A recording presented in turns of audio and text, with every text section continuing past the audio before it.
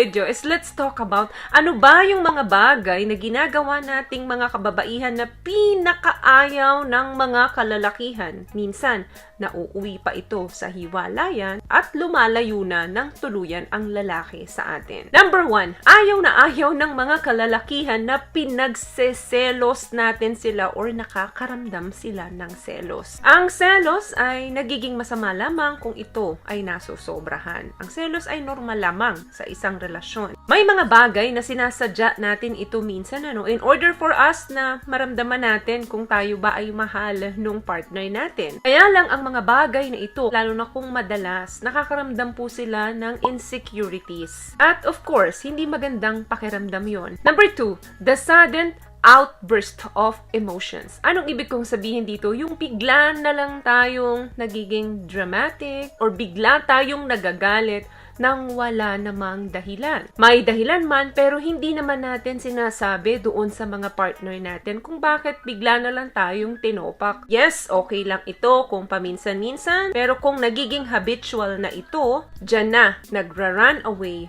ang lalaki. Kaya wag kang magugulat, bigla na lang siyang lalayo sa'yo. Kasi nga, napapansin niya madalas na up and down ang emotions mo. Kaya mabuting pag-usapan agad kung mayroong hindi na pagkakaunawaan. Another thing, the overreactions. Karamihan sa atin, maliit na bagay lang naman, pero sa atin, big deal na. Ino-overreact na natin ito. Karamihan sa mga kalalakihan, di ko naman po nilalahat, hindi sila aware doon sa consequences ng mga actions nila. Dahil tayong mga babae, karamihan sa atin ay sensitive, napapansin natin yung maliliit na detalye. Kaya minsan, nag-overreact talaga tayo. So instead, try mong i-explain sa kanya kung ano yung maling ginawa niya sa paningin mo. And discuss the solutions. Another thing, not giving him space. Kapag lumalabas sila, lalo na kung paminsan-minsan lang naman kasama yung mga buddies nila, let them be. Or minsan naman, nagstay lang sila sa bahay, nanonood ng football or ng basketball, leave them alone and don't distract them. Kung may mga pinapanood siyang series, hayaan mo siya. Kung di kanya napapansin ng ilang oras, let them be. It means a lot to him. Another thing, iwasan natin na magsalita tayo ng hindi maganda doon sa mga kaibigan nila. Lalo na kung ang kaibigang ito ay malapit sa kanya. Ang mga kalalakihan, may special bond yan between them.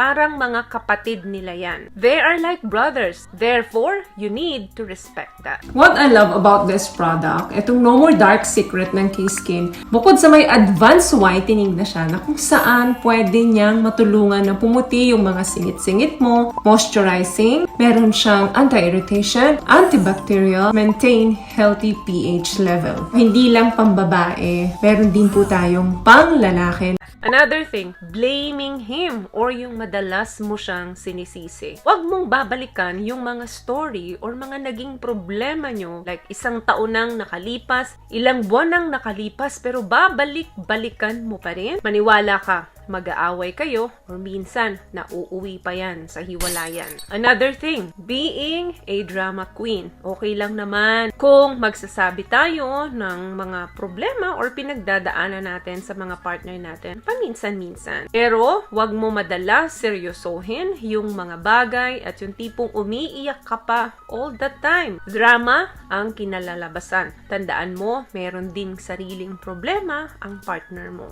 Kahit na gaano pa kapasensyoso ang isang lalaki, will get bored at you at some point and leave you.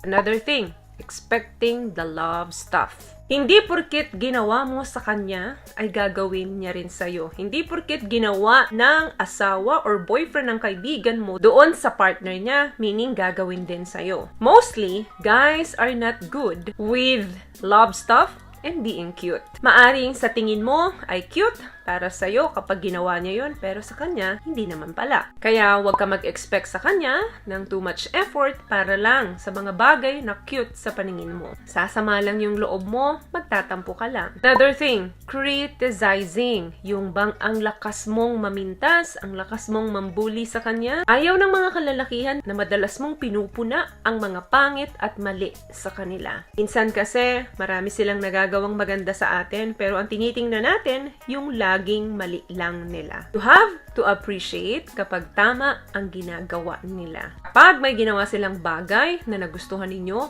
sabihin mo sa kanya yon right away na, alam mo ba yung ginawa mo nung nakaraan? Gustong gusto ko. Alam mo ba na ang galing mong mag-solve ng problema? Yang mga bagay na yan, gusto nila na naririnig nila na appreciated sila ng mga partner nila. Hindi lang yung laging mali ang nakikita sa kanila. Another thing, ito important to, the silent treatment. Karamihan sa ating mga babae, kapag galit tayo, no, dun sa mga partner natin, tumatahimik na lang tayo. Kahit anong tanong nila sa atin, pinipili natin na manahimik na lang. In order for us na akala natin, yun ang nakakabuti. Para wag nang lumaki ang away. Pero ang mga kalalakihan, gusto nila nang napag-uusapan ang problema right away. So, stop giving him the silent treatment. Instead, sit down and talk to him about what he did. Para alam niya kung paano niya aayusin ang problema. Another thing, fighting with his mom. Alam nyo ba na ayaw ng mga kalalakihan na inaaway natin ang mga nanay nila? Kung gaano mo kamahal ang magulang mo, ang nanay mo at tatay mo, of course, ganun din siya. So hanggat kaya mo,